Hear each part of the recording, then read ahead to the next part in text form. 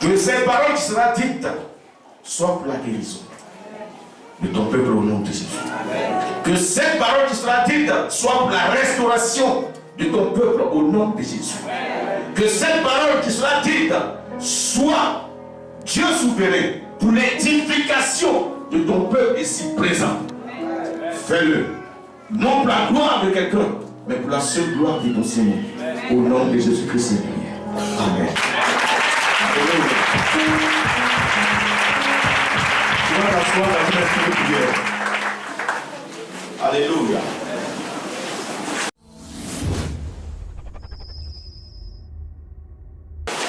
Qu'est-ce que vous remarquez dans un premier temps dans ce texte que nous venons de lire? Alléluia. Qu'est-ce qui vous marque dans un premier temps? Qu'est-ce qui attire votre attention dans un premier temps dans ce texte que nous venons de lire dans Genèse chapitre 26, le verset 1 au verset 6? Oui. Quoi? La famine. Ah bon? Ah, c'est ça aussi nous les chrétiens. On aime, ça dit, dans certaines choses, prendre ce qui est mauvais. Alléluia. Oui, le frère Passerman. L'obéissance à la parole de Dieu. Ok, oui, c'est dedans. Oui, ça c'est ce elle a remarqué la famine. Ici aussi, ils ont remarqué la famine. La communication a remarqué la famine, ça? Ok. Oui, Bailly Esther. Esther plutôt. Je retiens que une fois vous avez prêché dessus, qui parlait de l'Égypte, ne descend pas en Égypte. En Égypte, parce oui. que le péché, en tout cas, ce qu'un chrétien ne doit pas faire de d'accord, ok. Elle a retenu quelque chose. Oui, le doyen tapé. Trois éléments clés. D'abord, Égypte. Égypte. Postérité. Postérité. Et commandement. Et commandement, oui, monsieur Tin. La bénédiction qui découle de l'obéissance. Alléluia. Je prends une dernière personne. Oui. La fidélité de Dieu envers son serviteur Abraham. La fidélité de Dieu envers son serviteur Abraham. Alléluia. Et ce matin, lorsque le prophète Ézéchias est en train de rendre le message de l'Éternel, il a touché du doigt un passage tiré de Amos 3:3. Alléluia. Il a dit, deux personnes peuvent-ils marcher ensemble sans qu'ils ne s'accordent, sans qu'ils s'entendent, sans qu'ils se mettent d'accord? Alléluia. Gloire à Dieu. Et ce acte-là, comment on appelle ça? Oui? L'alliance. L'alliance. Alléluia. Honneur, gloire à l'Éternel. Frère, il faut que ce matin tu comprennes quelque chose. Mais avant de pousser, je vais te donner le thème de mon message. Inscris-toi dans l'alliance que ton guide spirituel a avec l'Éternel et tu verras la pleine gloire de l'Éternel dans ta vie. Alléluia. Je reprends pour ceux qui prennent note. Inscris-toi dans l'alliance que ton guide spirituel a avec l'Éternel et tu verras la pleine gloire de l'Éternel dans ta vie. Alléluia.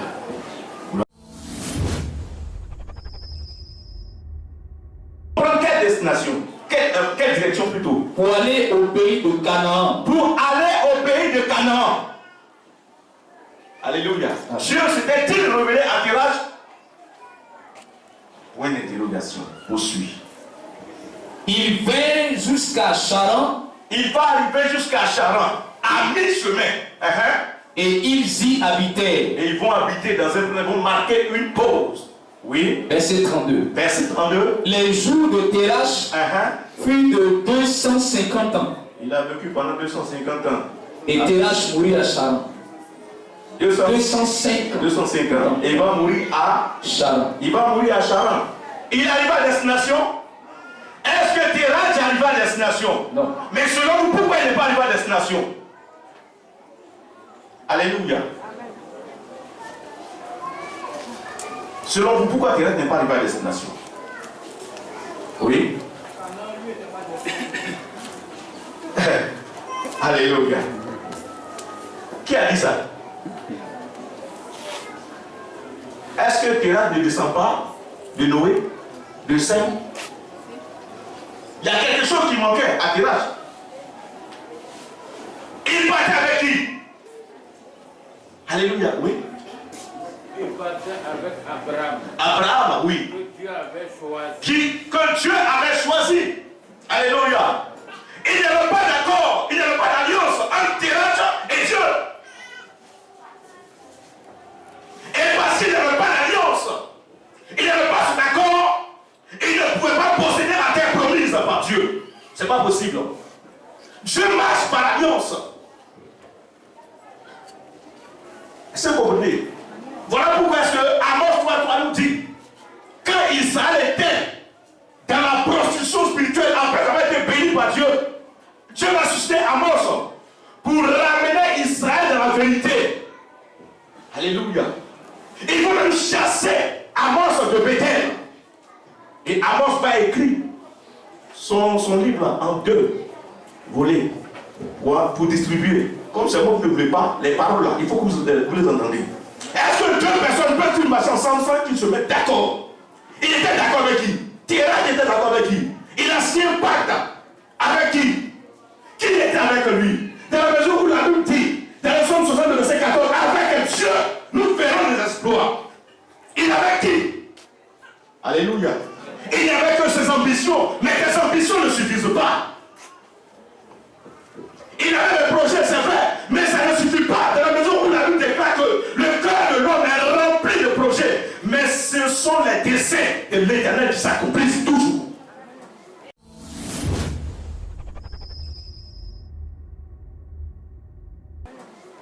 Alléluia. En un mot, il avait la volonté, mais il n'avait pas la personne qu'il fallait pour l'accompagner. Alléluia. Frère, c'est Dieu qui renverse et qui établit. Selon Daniel 2, le verset 21. Celui qui donne la sagesse aux sages et la science à ceux qui ont de l'intelligence. Il faut qu'on comprenne ces choses-là. Si tu t'engages dans un projet que Dieu n'est pas avec toi, si tu n'as pas d'alliance avec Dieu, ce n'est pas évident que tu puisses arriver à bon port. Voilà pourquoi est-ce que Terach est mort en route. Il n'est pas arrivé. Et Dieu, qu'est-ce qu'il va faire? Il va se révéler au fils de Terach, Abraham. Et il va éprouver l'obéissance d'Abraham. Dans Genèse chapitre 12 pour dire, quitte ton pays, ta patrie, la maison de ton père, et va dans le lieu que je t'indiquerai. Là-bas, tu seras temps. Là-bas, tu seras temps. Là-bas, tu seras temps. Mais Dieu n'a pas parlé d'abord d'alliance. Excusez-moi de vous le dire. Dans Genèse chapitre 12, Dieu n'a pas parlé d'alliance. Il a dit d'abord, sépare-toi, quitte, obéis. C'est quand Abraham a obéi, parce que dans le même chapitre, dans le verset 14, la Bible déclare qu'il va y avoir une grande famine. Mais Abraham n'est pas descendu à Charan.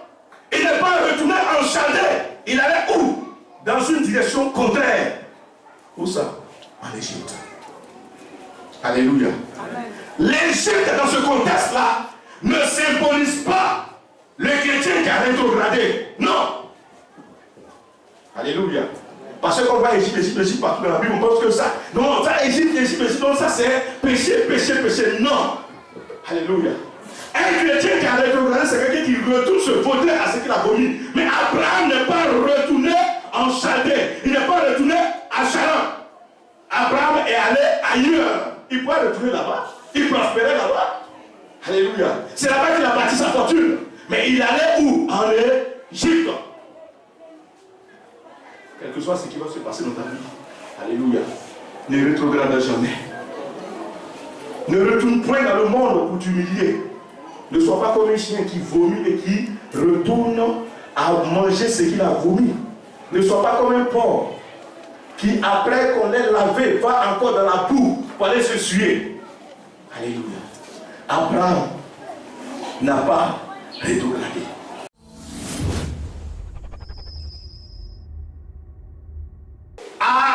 En Égypte, il va se passer quelque chose de bizarre. Dieu va toujours éprouver l'obéissance d'Abraham.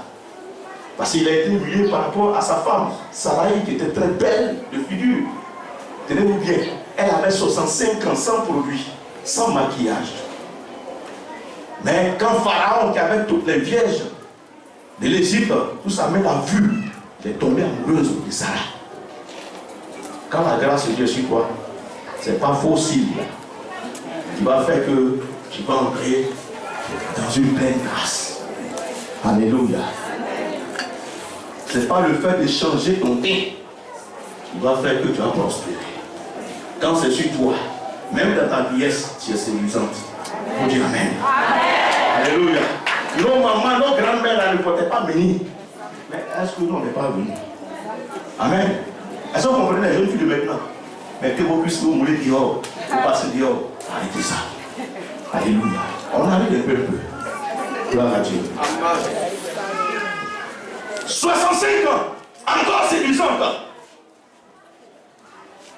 Pharaon va partir vers elle et il sera frappé par Dieu, menacé par Dieu.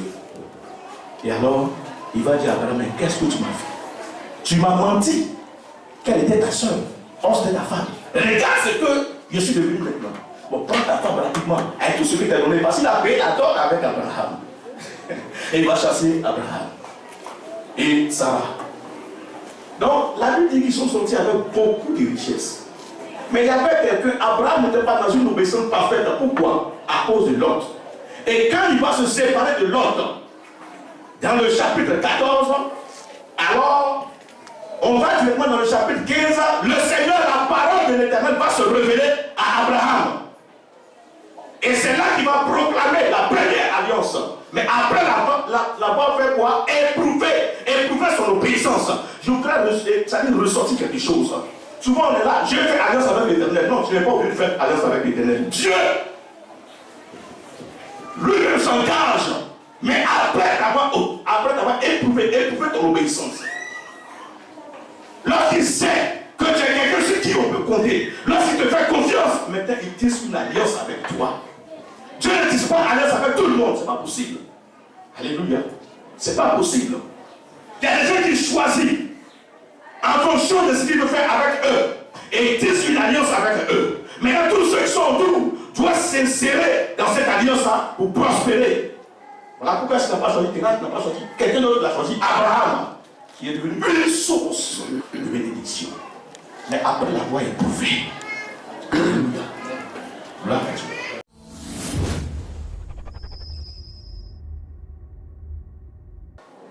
Il y a un roi du nom d'Abimelech, roi des Philistins. Voyant Abraham prospère, alors il est venu faire une alliance avec Abraham. Alléluia. Et c'est ce roi-là, au temps d'Isaac, qui était à Guérar. Et pendant la famine, le Seigneur va dire à Isaac, descends d'Égypte, il va lui aller où? Va à Guérar, reste là. On va entrer dans le vif du sujet maintenant. Commence à partir du verset 1. Verset 6. Il eut une famine dans le pays. Alléluia. Outre la première famine qui eut lieu du temps d'Abraham. Alléluia. Au temps d'Abraham, il y a eu cette famine. Au temps d'Isaac aussi, il y a eu cette famine. Mais qu'est-ce que Dieu recherche? Dieu n'a pas dit à Abraham que ce que tu es en train de faire là, j'ai vu ton obéissance, donc je vais bénir ta prospérité. En principe, Isaac doit rester comme ça, la main sous le menton, et puis jouir des retombées de cette alliance. Mais non, attention. Il fallait que Isaac s'inscrive dans l'alliance de son père pour jouir de cette alliance. Alléluia. Il fallait que Isaac inscrive aussi son nom dans le livre, dans l'annale de la bénédiction, pour qu'il puisse entrer, pour qu'il soit digne de manifester cette alliance. Alléluia. Donc Dieu va éprouver Isaac comme il a éprouvé son père Abraham. Famine aussi. Mais qu'est-ce qu'il va dire à Isaac? Et Isaac alla vers Abimelech. Isaac va partir vers Abimelech, certainement que son papa lui avait dit, cet homme-là, il a tissé une alliance, un pacte, un accord avec moi. Si tu vas là-bas, on ne pourra rien te faire accord de cette alliance. Alléluia. Amen. Frère, dans cette nation, il y a ce qu'on appelle les alliances interethniques. Baoulé BT1, Baoulé Agni. Il n'y a pas de parole entre eux. Il y a rien encore, vraiment, il n'y a pas de négation de vous et moi. J'ai parti où? Chez les amis. Chez les amis. Là-bas, là, je me sentais comme chez moi à cause de quoi? À cause de l'alliance qui est là. Et c'est ce qu'Isaac a fait. Il n'est pas parti quelque part d'autre. Il va aller chez Abimelech, qui avait une alliance avec son papa. Je vais révéler un peu les clauses de cette alliance. Amen. Gloire à Dieu. Dans Genèse, chapitre 21, du verset 22 au verset 34. Rapidement, avant de partir. Genèse chapitre 21, Oui. le verset 22. En ce temps-là, Abimelech, accompagné de Picol, chef de son armée, parla ainsi à Abraham. Dieu est avec toi dans tout ce que tu fais.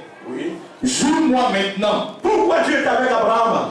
Parce qu'il y avait un accord entre les deux. Dieu a fait des promesses à Abraham. S'il continuait, s'il demeurait dans cette obéissance parfaite. Alléluia. Et cette bénédiction-là était connue de tous. Abimelech, roi des Philistins, je ne parle pas d'un roi galéen, d'un roi qui était pauvre. Parce que les Philistins étaient les premières personnes à travailler le fer. Ils étaient forgerons, c'est eux qui fabriquaient les armes, comme les États-Unis, comme la Chine. Donc regardez la puissance des Philistins. Et c'est un roi des Philistins qui veut voir un nomade pour dire je sais que Dieu t'a béni. Si on accord, frère, quand Dieu te bénit, alléluia, tu surpasses toute bénédiction humaine. J'ai toujours dit, et puis soyez-en sûrs, là où Dieu te met, quelqu'un n'a qu'à se battre de ses propres forces. Peut-être qu'il va atteindre, mais il ne va pas demeurer là-bas. Parce que quand Dieu te positionne dans la capacité de te maintenir dans cette position, sa main te soutient. Alléluia. Mais toi qui t'es battu comme âme pour arriver là-bas, par tes ambitions, par jalousie, par orgueil, tu es arrivé là-bas. De toute façon, tu es allé. C'est comme ça que tu vas redescendre. Voilà pourquoi est-ce que vous avez choisi la bonne part. Quand Dieu va vous lever, quand Dieu va vous lever, quand l'Éternel va vous lever, quand Elohim va vous lever, quand Yahweh va vous lever, il n'y a pas une main dans le ciel, sur la terre, comme sur la terre, qui pourra vous rabaisser. C'est pas possible. Alléluia. Regardez, Abimelech était élevé, mais il n'avait pas peur de son lendemain. Oh, Abraham n'avait pas peur de son lendemain, au contraire, il avait l'assurance de son lendemain, parce que Elohim est avec lui. La couverture est avec lui. Le rocher est avec lui. Alléluia. L'étendard est avec lui. La rosée du ciel est avec lui. La grâce de la terre est avec lui. Tout marchait en sa faveur. Il était dans l'assurance. Et Abimelech a vu cela. Il dit, il faut que je passe une alliance avec toi. Dis à ton frère quelqu'un qui doit faire une alliance avec toi. Parle-lui, n'hésite pas. Oh, mais tu doutes de ton Dieu. Tu doutes de ton Dieu. Ils ont une longueur d'avance sur toi. Mais attention, ton Dieu n'est pas blessé. Ton Dieu ne coupe pas. Il marche avec assurance parce qu'il sait où il va. Il sait où il va avec toi. Grâce à lui, tu veux la gloire de ton Dieu. Quel que soit ce qu'ils sont en train de faire, la fin d'une chose faut mettre son commencement. Là, ça c'est vrai. Doucement, doucement. Et tu verras sa gloire se manifester.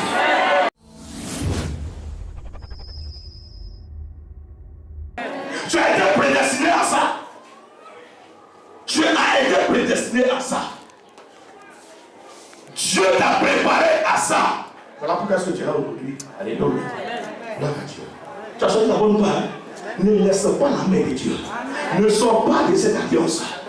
Abimelech a fait alliance avec Abraham. Écoutons la parole. Jure-moi. Maintenant ici.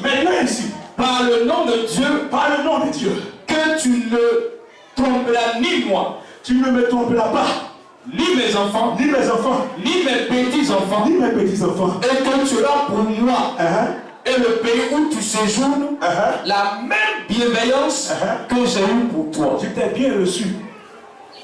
Promets-moi, il faut me jurer que demain, là, toi aussi, tu vas faire la même chose pour moi. Voilà quelqu'un qui sait que c'est fini. Ils sont arrivés, voilà la ligne d'arrivée, ils ne peuvent plus continuer. Ça Abraham qui a franchi. Vous lui dites, quand tu auras tes trophées, tes médailles, en tout cas, cite mon nom. Je ne prends pas à ça. Et te montrer que je t'ai donné l'hospitalité. Mais promets-moi aussi l'hospitalité. Mais il était où? Il était dans le pays d'Abimelech. Alléluia. Gloire à Dieu. Quelqu'un qui a assis sur ta tabouret, et puis te dit non, quand tu vas t'asseoir, ça veut dire que lui-même sait qu'il est déjà quitté. Alléluia. Il sait qu'il ne peut plus rester là longtemps. Hein? Le vrai propriétaire de la bénédiction est là. Donc il faut négocier avec lui. Et c'est dans cette négociation qu'Abimelech était. Alléluia. Frère, quelqu'un va négocier avec toi. Actuellement, il est trop orgueilleux, il ne voit rien. Hein? Épaule carrée. Un côté soulevé, un côté masse. Et il te méprise. Mais après ce message, après l'acte de naissance, il va négocier avec toi.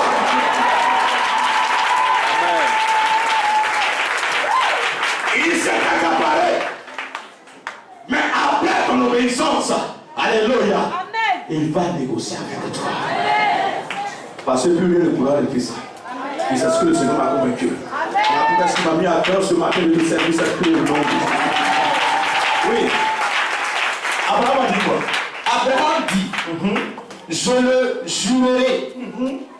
Mais Abraham fit des reproches à Abimelech. Il va faire des reproches à Abimelech. Alléluia. Voilà quelqu'un, un nomade étranger qui impose ses règles et ses principes à quelqu'un qui est dans son pays. De surcroît, un roi. Il va faire des reproches pour lui dire quoi? Oui.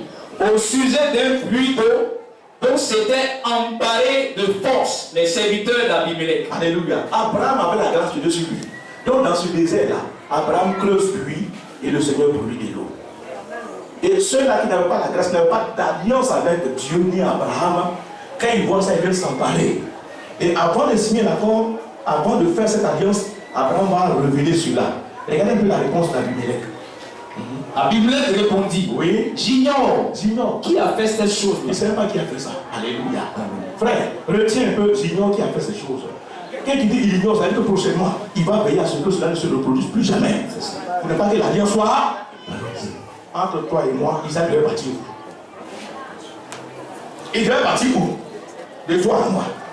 Voilà quelqu'un, le roi, qui était favorable à Abraham, favorable à sa descendance, favorable à ses animaux, ses brebis, tout cela, il était favorable à eux. Vous pensez que Dieu va dire à Isaac, il va dire où? Alléluia. Là-bas. Mais ça ne sera pas de vaines paroles. Ils vont sceller cela. Qu'est-ce qui va se faire? J'ignore qui a fait cette chose-là. Tu ne m'en as point informé. Tu ne m'as même pas dit ça, oui. Et moi, je ne l'apprends qu'aujourd'hui. Je l'apprends qu'aujourd'hui, oui. Et Abraham prit des brebis, oui, et des bœufs, qu'il donna à Abimelech. Alléluia. Et il fit toutes alliance. Alliance. Alléluia. Amen. Donc, Abimelech avait une alliance avec Abraham. Gloire à Dieu. Amen. Et l'alliance a été scellée par cette offrande. Alléluia. Donc, l'alliance était valable pour Abraham et sa descendance. Voilà pourquoi est-ce que Isaac va se rendre à Guérar. Continuez le texte de base. Alléluia. L'Éternel, verset 2. Oui. L'Éternel lui apparut et dit, ne descends pas en Égypte. Ne va pas en Égypte. Alléluia. Or, je trouve que ton papa est parti en Égypte. Il est revenu avec de grandes richesses. C'est tellement qu'Isaac était informé. Il savait ça. Alléluia. Mais Dieu va dire, ne descends pas en Égypte. Toi, l'Égypte ici, dans ce contexte-là, pour Isaac, était l'esprit de rétrograde. Alléluia. Il y a une alliance que ton papa tisse avec le roi qui est là. Donc, quelque part, j'ai déjà touché le cœur de ce roi-là. Comme Élie, sur la veuve de Sarepta, il va dire quoi? Que j'ai parlé à la veuve. Alléluia. Donc, il a incliné le cœur d'Abimelech. Gloire à Dieu. Donc, Isaac ne devait pas rétrograder. Quel que soit ce qui va se passer, Isaac n'a pas intérêt à rétrograder à cause de l'alliance de son père et d'Abimelech. Alléluia. Gloire à Dieu. Frère, quand tu es issu d'une alliance, quelles que soient les difficultés, sache que c'est un accord. Et l'alliance, généralement, est accompagnée de promesses. Ce qui donne un sens à l'alliance L'alliance, en fait, c'est comme un contrat. Il y a des clauses. Alléluia. Voilà pourquoi est-ce que l'âge d'alliance de l'Éternel, en son temps, c'est qui donnait un sens à cela, ce n'est pas les ailes des chérubins, c'est pas possible. Mais ce qui donnait un sens, c'est les tablettes de la loi, où c'est écrit sur une tablette 5 lois. L'autre côté 5 lois, ça s'appelle les 10 commandements. Alléluia. C'était ce qui donnait la valeur. Et chaque fois qu'on devait réunir le peuple, on lisait pour que ce peuple la comprenne. Alléluia. L'accord que Dieu a signé avec eux. Et quand ils demeuraient dans cette loi, la gloire de Dieu était présente. Alléluia. Donc, quand nous faisons une alliance, les deux parties sont censées respecter l'accord, le pacte qui a été signé. Tu me comprends maintenant? Est-ce que tu me suis? Il faut bien me suivre. Et tu sauras que le chrétien n'échoue jamais. On échoue par notre ignorance. Ou on échoue par notre rébellion. Alléluia. Et Dieu va dire à Isaac, en un mot, reste l'alliance de ton père. Ne va pas ailleurs chercher d'autres ressources. Alléluia. C'est difficile à l'église, c'est compliqué à l'église. Et on se promène d'homme de Dieu en homme de Dieu. C'est ça l'Égypte. Alléluia. On n'a pas compris. Alléluia. Tu n'as pas compris quelque chose. Amen. Amen. Tu n'as pas compris que celui qui est établi soit une alliance avec l'Éternel.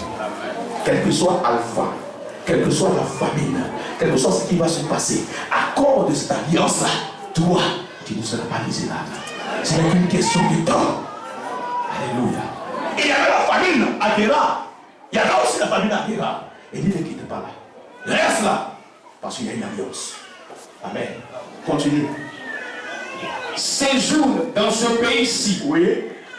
Je serai avec toi. Je serai avec toi. Et je te bénirai. Et je te bénirai. Car je donnerai toutes ces contrées. Toutes ces contrées. À toi.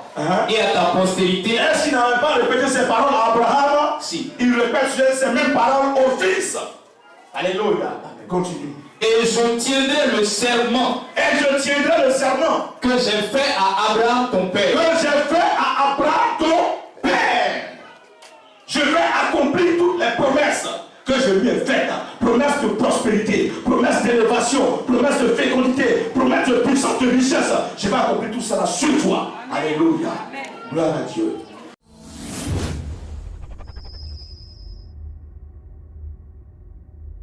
Frère, vous voyez, dans un premier temps, Isaac n'est pas l'auteur de cette alliance. C'est son père, Abraham. Tu es dans une vision. Alléluia. J'ai dit, Dieu ne pas.